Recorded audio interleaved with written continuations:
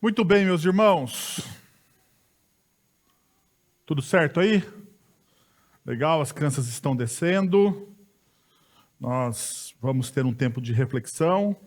E como vocês sabem, nós estamos estudando a carta aos Efésios, né? Nós estamos aí chegando praticamente, eu acho que até o aniversário da igreja eu termino a carta aos Efésios. Eu acho, né? Que a gente está indo assim, bem devagar, né? Eu sei que você talvez possa ficar aí, mas será que esse negócio nunca acaba? Mas eu acho que é importante a gente ganhar grandes fundamentos, né? Eu entendo que é importante ganharmos fundamentos daquilo que o apóstolo Paulo ensinou àquela igreja em Éfeso, né? E uma das coisas que Paulo ensinou à igreja de Efésios, né? Em Efésios, é que em Cristo todas as coisas convergem. Então, Cristo é a convergência de todas as coisas, né? Cristo é aquele que estava no princípio, como diz o Evangelho de João, que estava no princípio, e por meio dele foram criadas todas as coisas. Todas as coisas foram criadas por meio dele, por intermédio dele, e para a glória dele. Então, de certa forma, em Efésios, Paulo está colocando essa verdade. Mas essa verdade não é uma verdade abstrata, onde existe um conceito teológico e esse conceito não é aplicado à nossa vida. O conceito teológico que Paulo coloca de que Cristo é a convergência de tudo, e por ser a convergência de tudo, dá sentido à nossa vida. Esse conceito ele vaza para a nossa vida, para o nosso dia a dia, como nós temos visto. E agora, a partir deste momento, para os nossos relacionamentos. Capítulo 5, em Efésios, ele é muito famoso, porque ele vai tratar de relacionamentos. Né? Relacionamento entre casais, né? Conjugal, relacionamento entre filhos e a nossa vocação enquanto pessoa. A nossa vocação enquanto homens e mulheres que atuam de maneira profissional e vocacional para o mundo e para a glória de Deus. Efésios, então, trabalha nessa realidade do dia a dia. Por isso que ela é tão importante. Por isso que nós devemos nos debruçar e devagar. Porque uma das marcas da nossa cultura é a fragmentação, como eu tenho dito para vocês. Para você ver que eu não estou sozinho nisso. O Mike Gorin e o Greg Bartholomew, eles escrevem no livro Introdução a uma Cosmovisão Cristã, eles dizem o seguinte: nossa cultura é uma cultura em busca de sentido. A nossa sociedade, ela está em busca de sentido. A fragmentação que a pós-modernidade infrangiu a nossa cultura e o seu solapamento da modernidade deixaram a cultura ocidental cada vez mais sem uma base sólida em que se possa encontrar sentido para se fundamentar suas práticas. A pós-modernidade reduziu a grande narrativa da modernidade a um montão de imagens quebradas, meros fragmentos desconectados. O que isso quer dizer? Que a verdade não é mais verdade, a verdade é relativa. Que aquilo que nós tínhamos como certo, agora é duvidoso. Por que é duvidoso? Porque aquilo que é certo e verdadeiro para mim, para você pode não ser. Então a verdade ela se torna relativa, e daí princípios e conceitos se tornam relativos, e quando nós perdemos o fundamento, como diz o salmista, quando os fundamentos desaparecem, como nós vamos viver? Como viveremos? Perceba a crise de identidade dentro da nossa sociedade.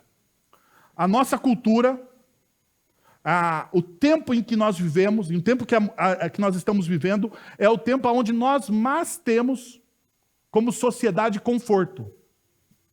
Sabiam disso? É o tempo que nós mais desfrutamos do conforto, da tecnologia. No entanto, conforto e tecnologia não nos têm dado sentido. Por quê? Porque o nosso tempo é o tempo da depressão, da falta de sentido, do vazio. O nosso tempo é o tempo das altas taxas de suicídio, de vontade de morrer, por falta de sentido. O nosso tempo é o tempo da desconexão entre pessoas. Nos relacionamos com coisas e usamos pessoas. Nós invertemos a lógica. Ao invés de nós nos relacionarmos com as pessoas, nós almejamos e amamos muito mais as coisas que nós temos do que as pessoas que estão ao nosso redor. E tudo isso, meus irmãos, tudo isso caracteriza a nossa fragmentação do nosso coração. Então, como nós temos visto em Efésios capítulo 5, nessa primeira parte do texto, de 1 a 17, nós olhamos o seguinte, que nos versículos de 1 a 2, Paulo nos convida a andar em amor, ou seja, tudo que nós vamos fazer, tudo que nós fazemos, tudo aquilo que nós executamos tem uma plataforma, e a plataforma do Evangelho é o amor, é a graça. Mas não é o amor, o amor que a nossa cultura diz. Não é esse amor apaixonado, esse amor que só pensa de maneira egocêntrica em si mesmo.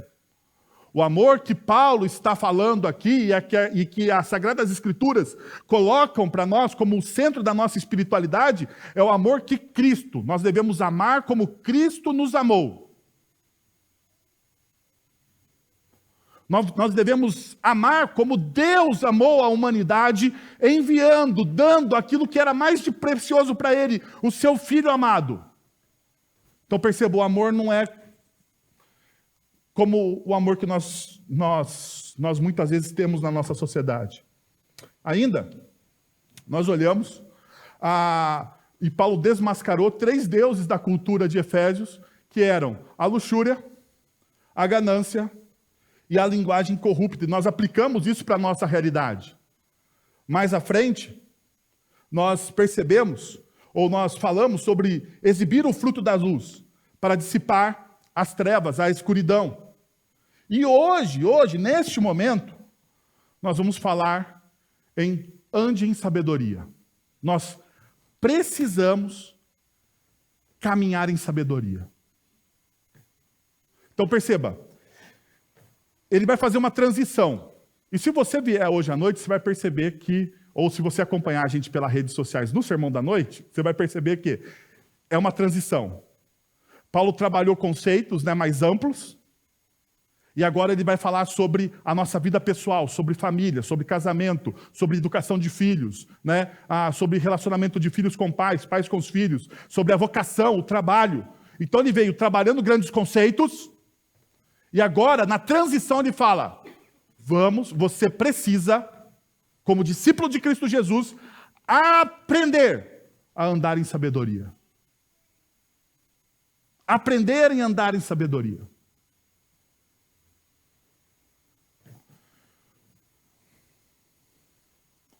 Como que Paulo faz isso?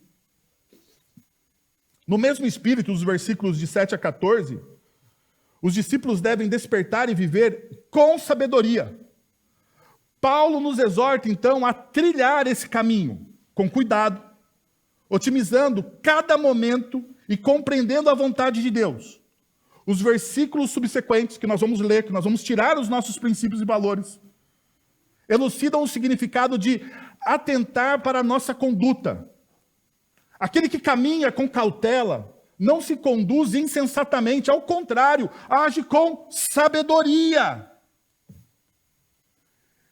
Nós percebamos essa consonância aonde?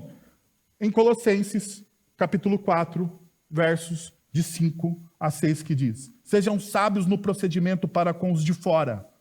Aproveitem ao máximo todas as oportunidades. O seu falar seja sempre agradável e temperado com sal, para que saibam como responder a cada um. Perceba, sejam sábios no procedimento para com os de fora. Sejam sábios, tenham ciência, compreensão, tenham discernimento. Aproveitem o máximo todas as oportunidades. Que o seu falar seja temperado com sal. Que o seu falar seja um falar que as pessoas olham para aquilo que você fala e a forma com que você fala. E elas falam, poxa, há sabedoria naquilo que essa pessoa está falando. Há sabedoria naquilo que essa pessoa está falando. A pessoa não precisa concordar com você, ela precisa reconhecer que há sabedoria naquilo que você está falando. Sabe qual que é o grande problema? O grande problema é que nós lutamos para as pessoas concordarem com a gente. Sabe?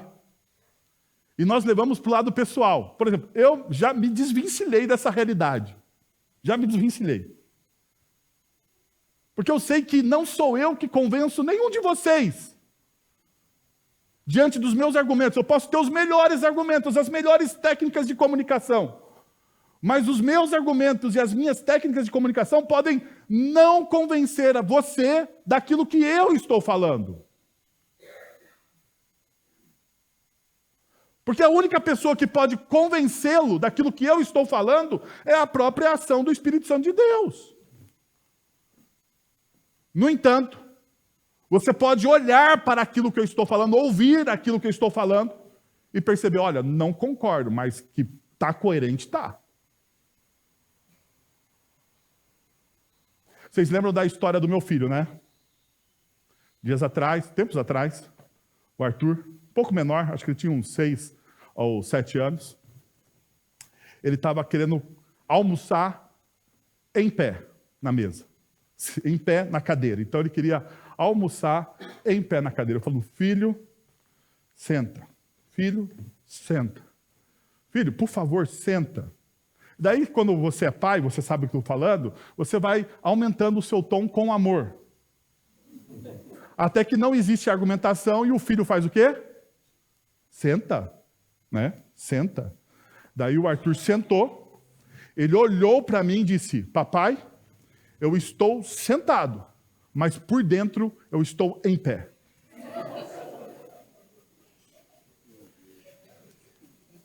Durma com um barulho desse. Ou seja, eu quero criar em você talvez esse sentimento. O sentimento de você olhar para o que eu estou falando e falar assim, tá bom, eu vou sentar e vou te ouvir, mas por dentro eu estou em pé, eu estou em pé. E eu não fico incomodado, porque afinal de contas, como eu te disse, quem vai convencer você a respeito da verdade do Evangelho não sou eu. É o Espírito Santo de Deus. Eu sou apenas o transmissor. Então veja, o discípulo desafia-se constantemente a viver uma vida singular que inspire e encoraje aqueles que estão ao seu redor. O discípulo ele deve corajosamente posicionar-se à frente dos estranhos. Ele deve andar à frente, almejando que eles testemunhem o poder transformador do Evangelho. Melhor do que pregar é viver o Evangelho. Melhor do que pregar é viver o Evangelho. Mas, então você está dizendo que a pregação não tem... Não, nós precisamos pregar. Mas se você prega e não vive aquilo que você prega, as pessoas olham para você e veem o quê? Incoerência. Por exemplo, o Instituto Barna, um instituto norte-americano, fez uma pesquisa entre os jovens desigrejados. Jovens que nasceram dentro de uma igreja cristã, mas que, no decorrer da vida, fizeram a opção por não estarem dentro de uma igreja cristã. E o Instituto Barna perguntou, por que você saiu? Por que a fé deixou de fazer sentido? Vou trazer um número para vocês. 39% desses jovens, não a totalidade, 39% dos jovens que saíram, disseram que saíram porque eles viam incoerência entre o discurso e a prática. O discurso e a prática. O discurso é um, mas a prática é outra. O discurso é ame, acolha, seja compreensivo, mas a prática dentro de uma comunidade não é compreensiva, não há amor, não há acolhimento, não há misericórdia.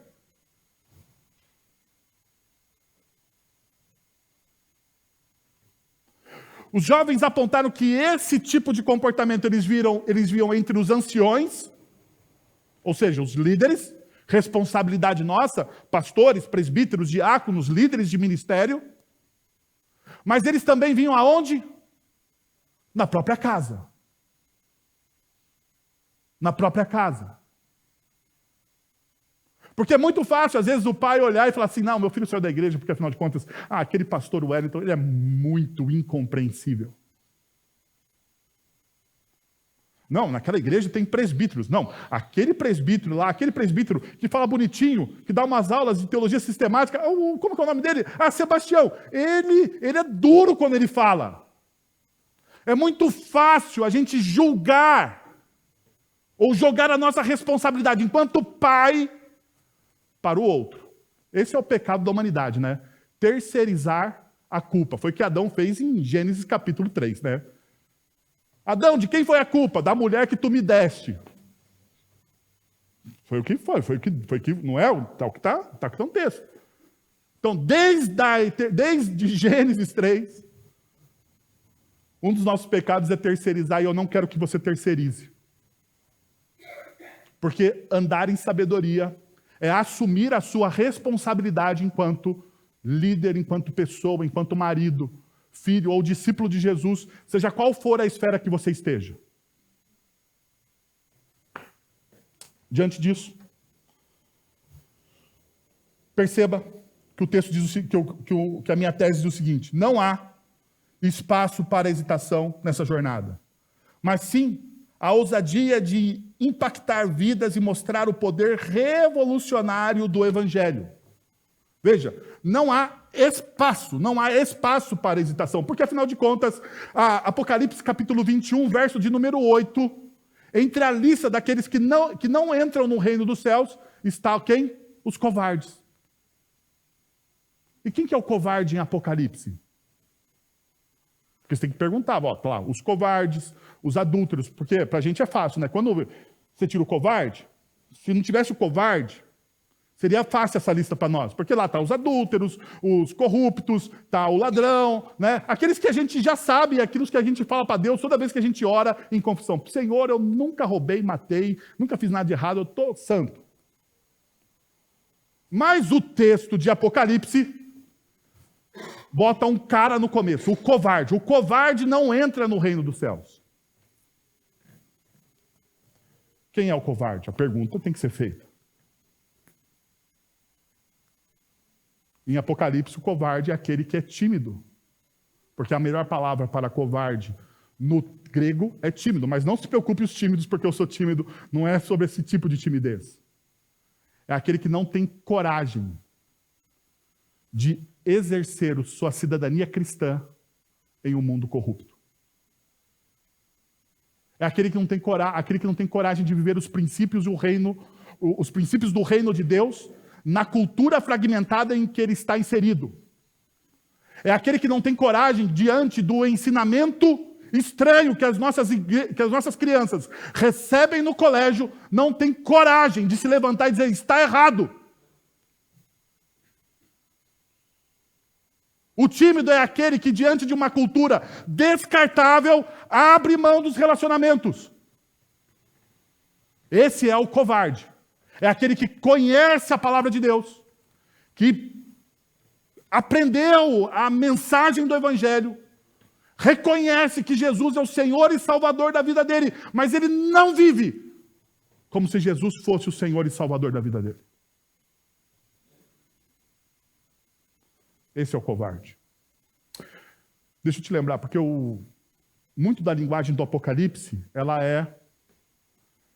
é uma linguagem militar. Daí os militares aqui da comunidade podem me ajudar. O desertor é o quê? Vamos lá, meus irmãos. Você que passou, eu não passei, eu não fiz tiro de guerra, eu fugi do regime militar, fugi. Não porque eu sou covarde, porque era muito chato, mas fugi, com todo respeito, meus amigos militares, com todo respeito, né? Mas o desertor de um exército é o quê? Um covarde. É um covarde.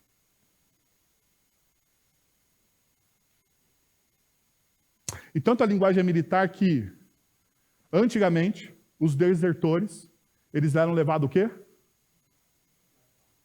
Corte marcial, à morte. Ainda vigora em tempo de guerra. Estamos ali. Muito obrigado. É com essa aqui, né? Muito obrigado por falar aí. Obrigado, Fábio, presbítero Fábio. É muito importante a gente ter essa noção. Não há espaço dentro da espiritualidade cristã para hesitação. Mas sim, ousadia para impactar vidas e mostrar o poder revolucionário do Evangelho através da sua vida.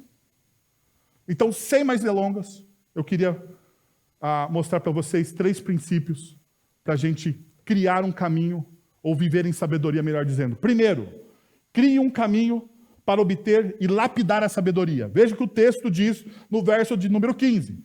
Tenham cuidado com a maneira com que vocês vivem,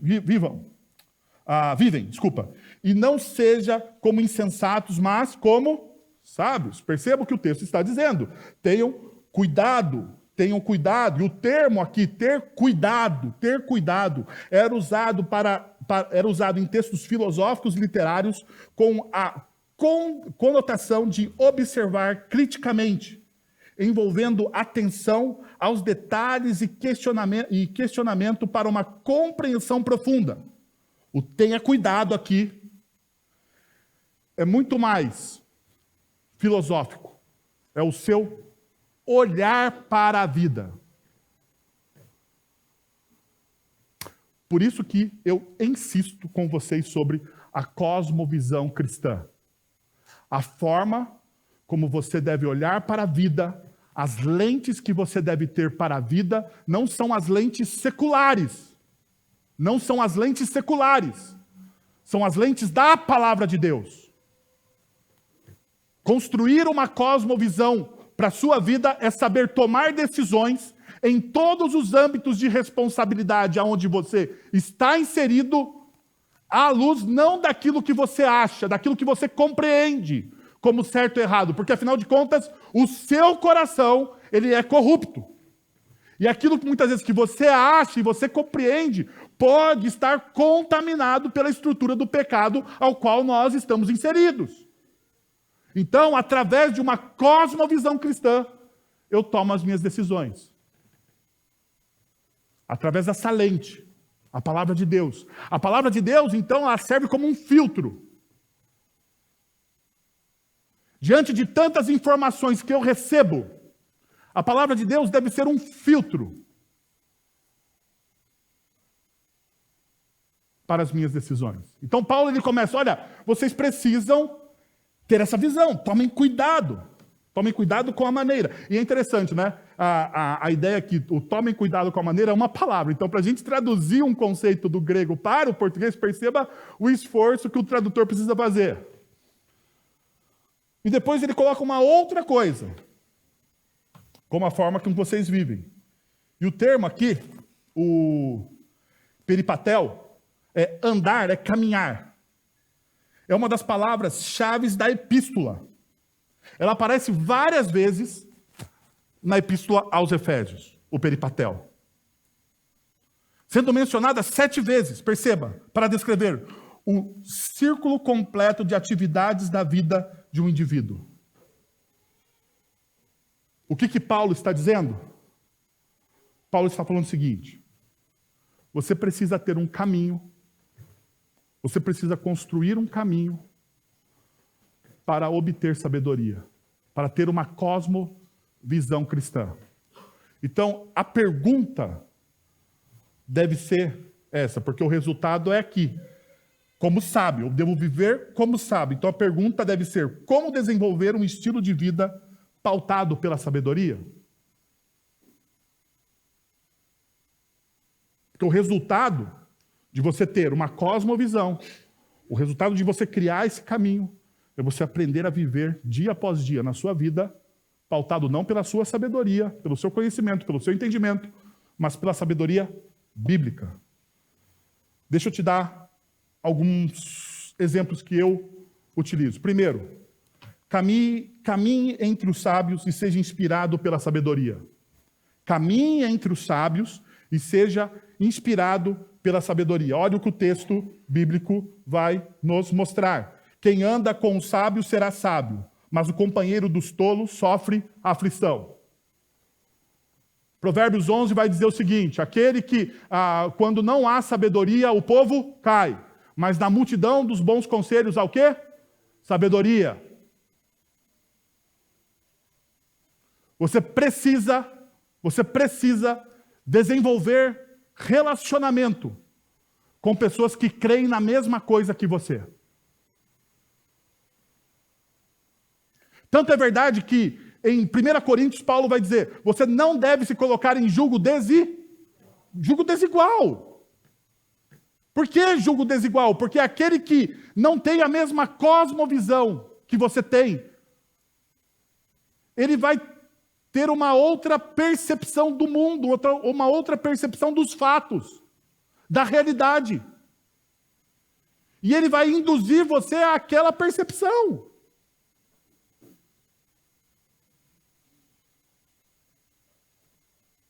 E Paulo está dizendo: não, você tem que caminhar. É lógico, não é um fechamento. Você não anda com pessoas que não são cristãs. Não, pelo contrário, a gente precisa andar com aqueles que não são cristãos para exatamente a gente expressar a graça de Deus.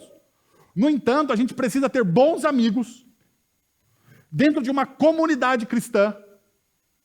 Para o quê? Para sermos fortalecidos naquilo que nós cremos.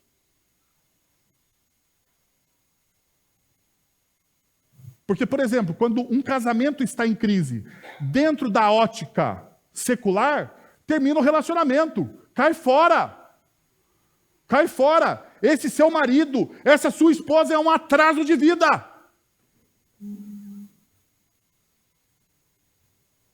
Dentro de uma cosmovisão cristã, não. Você precisa aprender a perdoar, você precisa amar, você precisa caminhar junto, você precisa ser o líder da sua casa, você precisa perdoar e amar a sua esposa. Mas isso é para outro momento da pregação, não vou entrar agora nisso, mas você precisa caminhar. Dentro de uma cosmovisão de educação de filhos, o que o mundo diz? Deixa o moleque aí. Cada um é responsável por aquilo que escolhe. A criança é autônoma, viu? Não é isso? Uma criança com 7, 8 anos está escolhendo a sua identidade sexual. Meus irmãos, percebam! Você fala assim: mas pastor, essa realidade está distante da de mentira. Não está distante. Na USP, a Universidade do Estado de São Paulo, existe não é um laboratório, é um centro de apoio a crianças que fazem opções pela sua sexualidade desde a tenra idade, para ajudar. E a ideia predominante dentro da psicologia moderna, pós-moderna, é que a criança ela tem o quê? Autonomia.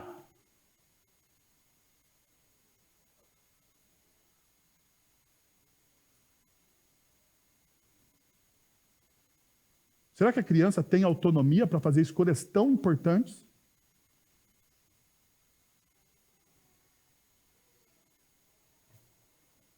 Será que a criança tem valor das coisas? Saber que tem decisões que marcarão para o resto da vida. Um adulto tomar as decisões, ok, eu não vou me meter. Mas uma criança.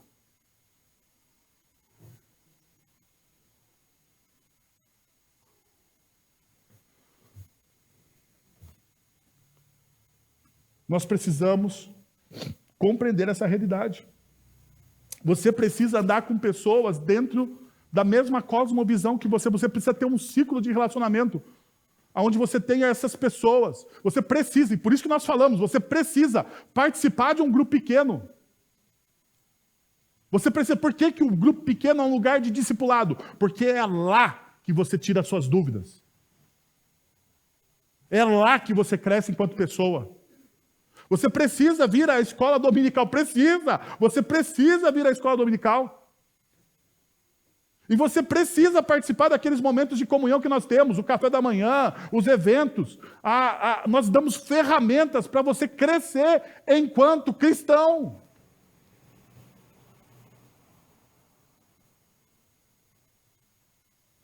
Você precisa desenvolver relacionamentos dentro de uma igreja cristã. Esse é o ciclo, o caminho da sabedoria. Ainda, seja humilde e busque sabedoria no Senhor, que é a fonte de toda a sabedoria.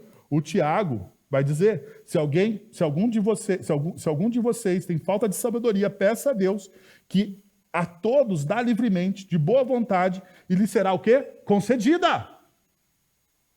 Sabedoria, e a palavra aqui, sabedoria, no grego é sofisma, ou sofia.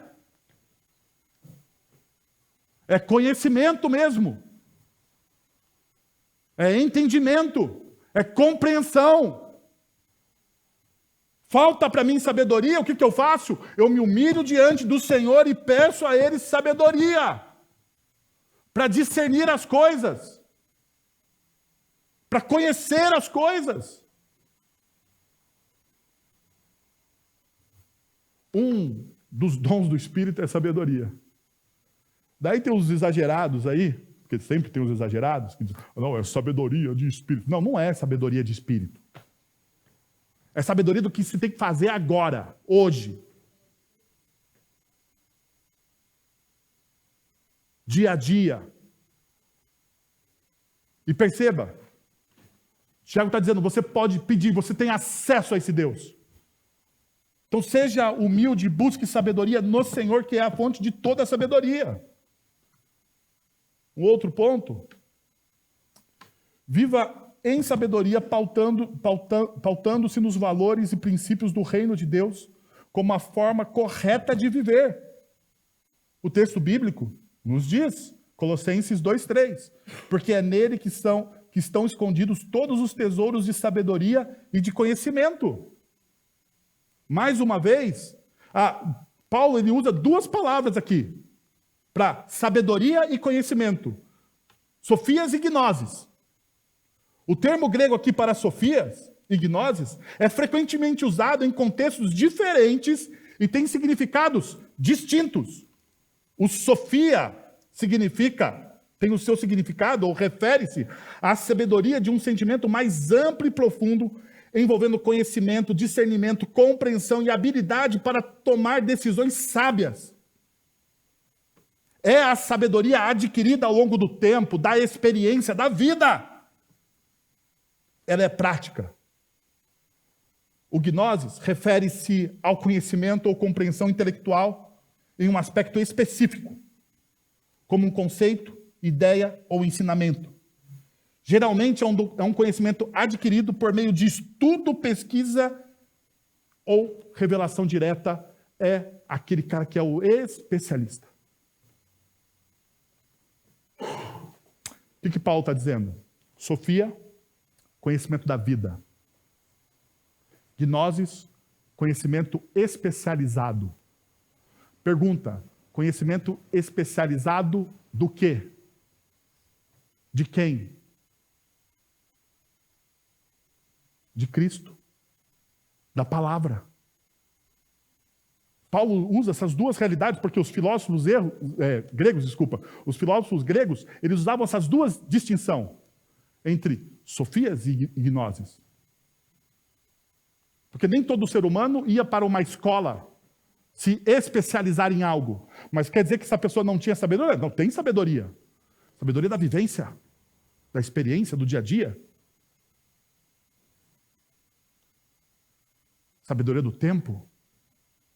Mas Paulo diz, olha, você tem que ter a sabedoria da vivência, mas você precisa ser o que também? Especialista na palavra de Deus. Ele coloca prática e conhecimento juntos. É as duas formas com que nós devemos alicerçar as nossas vidas sobre o princípio de viver no reino dos céus. Ainda, tem uma vida prática, colocando em ação aquilo que você já sabe sobre o reino dos céus, sobre o reino de Deus. Tenha uma vida prática. Perceba o que o texto vai dizer. Mateus capítulo 7, 24 e 27.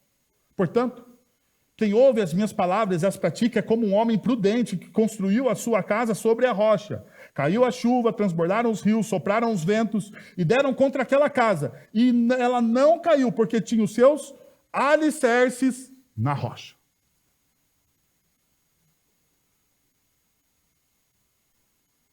Daí, esses dias eu estava estudando esse texto. Eu acho que era no comentário do Martin Lloyd Jones. E ele vai dizer o seguinte, que a gente entende muitas vezes que você precisa construir o alicerce sobre a rocha, né? Então, você entende que você a rocha está aqui, por exemplo, né? A rocha está aqui, você constrói a sua casa sobre uma rocha. Mas a ideia de construir o alicerce sobre a rocha, e daí os construtores podem me ajudar, né? Mas como não fui eu que disse, foi outro, eu vou só usar o exemplo dele. Ele diz que para construir um bom alicerce, você precisa perfurar a rocha.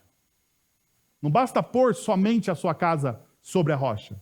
Você precisa fazer o quê? Perfurar a rocha. Criar aquilo que eles chamam de broca. É ou não é? Uma broca. Entrar ali. Para quê? Para criar fundamento, para a sua vida se tornar parte daquela rocha. A questão é, você está construindo sobre a rocha somente? Sobre a rocha? Sobre a rocha. Você está construindo a sua casa sobre a rocha. Ou você está perfurando, se tornando um especialista na palavra de Deus. E a sua vida não está somente sobre a rocha. Ela faz parte da rocha. Tem uma diferença aqui, não tem?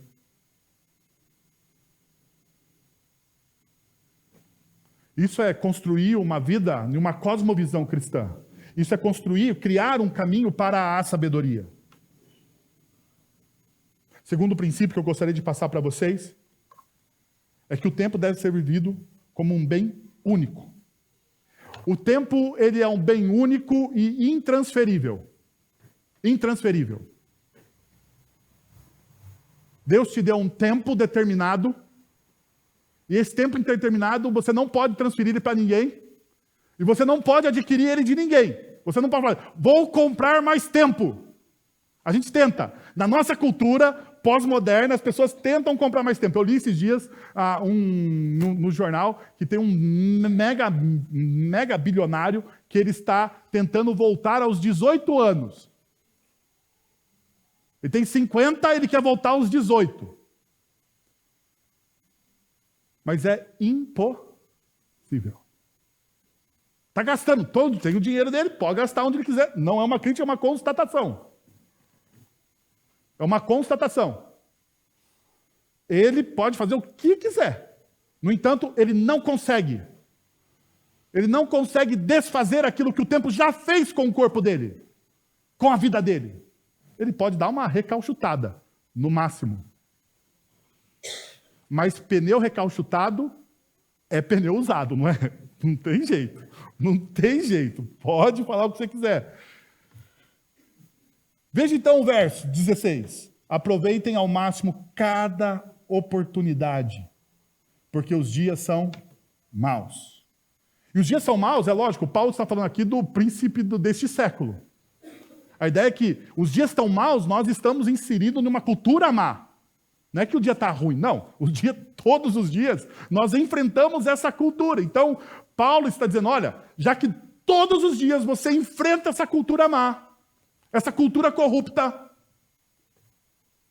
Agora você precisa saber, compreender, aproveitar o máximo o seu tempo. Então, veja. O termo aqui usado para tempo é uma forma verbal no tempo presente e voz a média passiva do verbo exagorazo, que é comumente traduzido por resgatar ou, perceba, comprar de volta. Esse verbo, o exagorazo, é usado toda vez no Novo Testamento quando fala do resgate que Jesus Cristo fez na cruz por nós.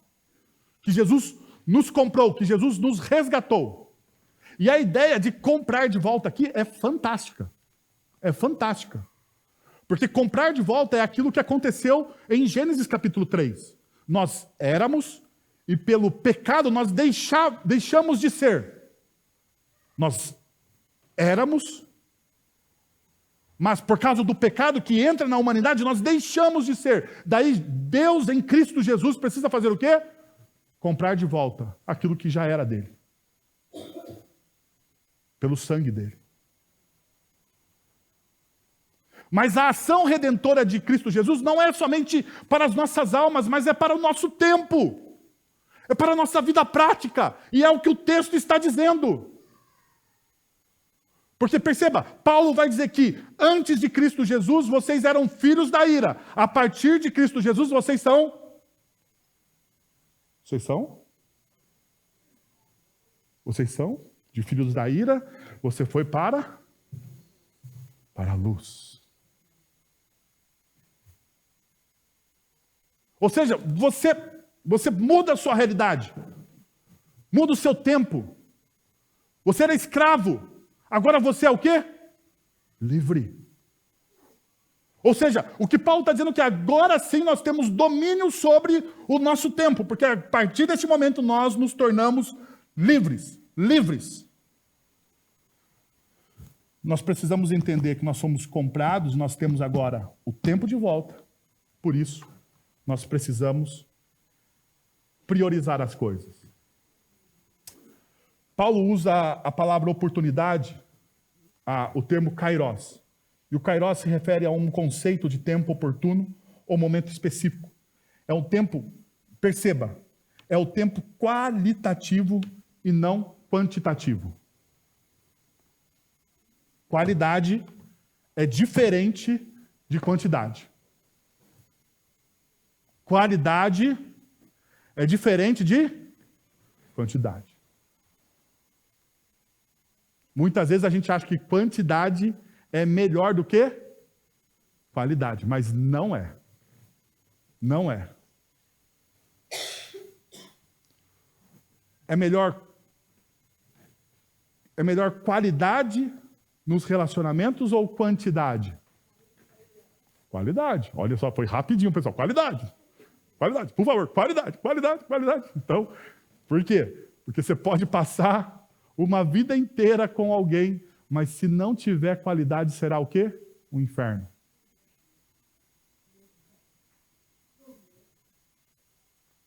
Você precisa de qualidade.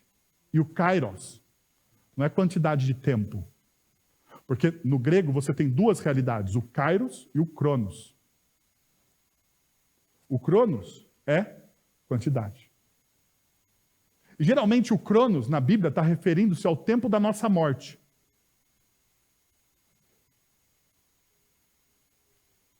Mas o kairos é o tempo da oportunidade. É a qualidade. Ou seja, não se relaciona à duração, mas sim com a qualidade e o valor do momento. Ainda, uma outra realidade é que o kairos representa um momento decisivo, um ponto crucial, em que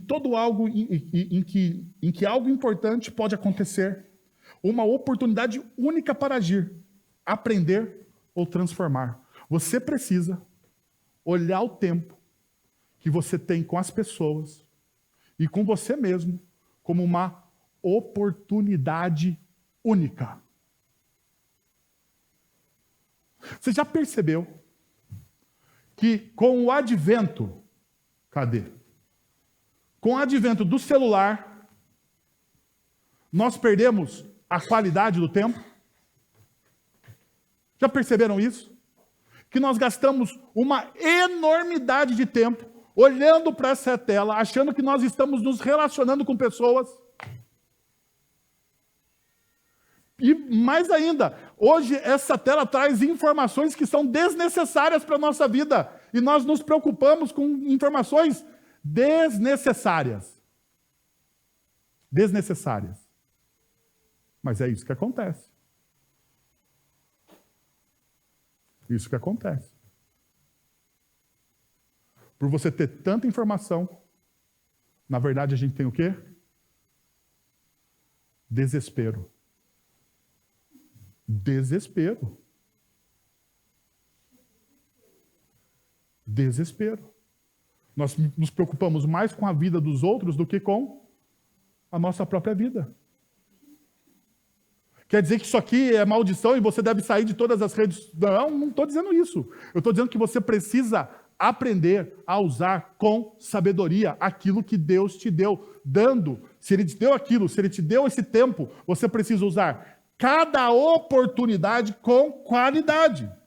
Por isso que o John Piper vai dizer, uma das maiores utilidades do Twitter, do Facebook, do Instagram e de qualquer outra rede social será provar que no último dia, que a falta de oração não era por falta de tempo.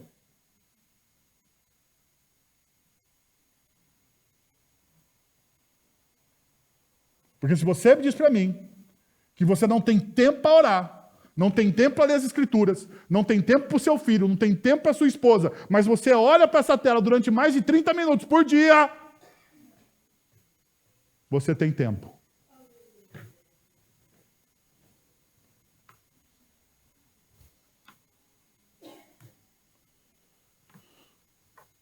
Por fim. E você sabia que quando um pastor fala por fim, ele está mentindo, né? Porque geralmente vai demorar mais 20 minutos, mas segura sua onda aí, que é o por fim. Desde que sua vida seja modelada conforme o exemplo de Jesus. Portanto, não sejam insensatos, mas procurem compreender qual é a vontade do Senhor. E o peso desse texto, eu poderia falar muitas coisas aqui, mas eu quero só colocar o peso, o mais importante, aquilo que eu quero que você saia daqui pensando. Você precisa compreender a vontade do Senhor. Perceba o que Paulo está dizendo. O termo aplicado por Paulo aqui pode ser traduzido por entender, compreender, perceber ou ter conhecimento de algo. É uma palavra que denota a capacidade de discernir e compreender as informações, conceitos e situações. Esse termo é usado em diversos contextos dos textos bíblicos e até mesmo filosóficos da cultura greco-romana. Na Bíblia, é frequentemente utilizado para descrever um ato de compreender os ensinamentos de Jesus e as verdades espirituais reveladas nas Escrituras. Por isso que esse texto é usado em Mateus, capítulo 13, verso 23. E, finalmente, o que foi semeado em boa terra, este é aquele que ouve a palavra e a entende, compreende, ganha discernimento. E ao entender, ao compreender, ao ter discernimento sobre a boa palavra de Deus, essa pessoa dá a colheita de 100, 70 e 30 por 1. Pergunta. Se a pessoa compreendeu o Evangelho da forma que ela deve compreender o Evangelho, existe opção de não dar fruto?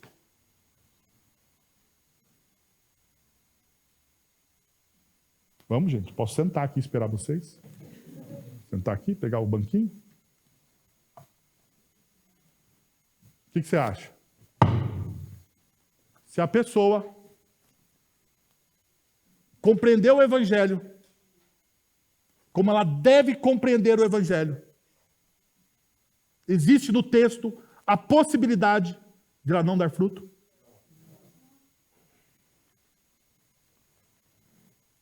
A única coisa que eu tenho para dizer para vocês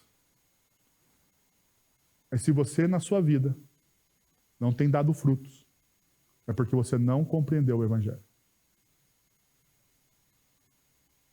E você precisa viver em sabedoria. Por isso que Paulo, antes de começar a falar de relacionamentos, ele fala do quê? De sabedoria. E a sabedoria de Deus é o quê? É o Evangelho. Que tal você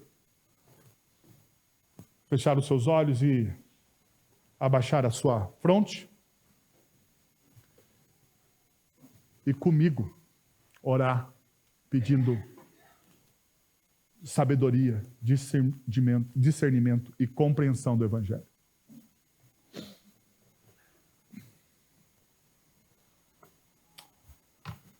Pai, nós estamos na Tua presença e queremos, Deus,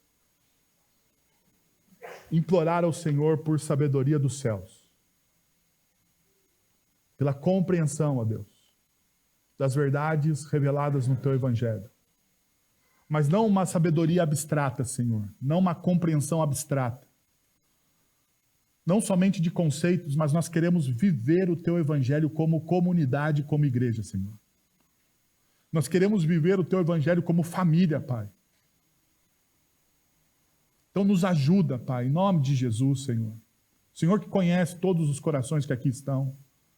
O Senhor que sabe as necessidades, as falhas, os problemas, as invirtudes, os vícios da alma de cada um que aqui está, Senhor. O Senhor conhece, sabe, penetra, sonda. Nós te pedimos, Deus, em nome de Jesus, misericórdia do Teu povo, Senhor. E pedimos que o Teu Santo Espírito, que nos selou, ó Deus, para o dia da nossa salvação, em Cristo Jesus, que o Teu Santo Espírito nos transforme. É isso que nós pedimos em nome de Jesus. Amém. Senhor, muito obrigado pela Tua palavra, muito obrigado, Deus, por tudo que o Senhor fez, os hinos, os textos lidos, a liturgia, tudo nesta manhã ensinou o nosso coração, ó Deus. As aulas na escola bíblica dominical, tudo, ó Pai, cooperou para a glória do Senhor, Pai. Que o Senhor abasteça cada vez mais e mais o nosso coração com a Tua graça. Agora, irmãos, que a graça de nosso Senhor e Salvador Jesus Cristo, o amor de nosso Deus e Pai, o conselho, o consolo, o poder e a ação poderosa do Santo Espírito de Deus estejam sobre vocês agora e pelos séculos dos séculos. Amém.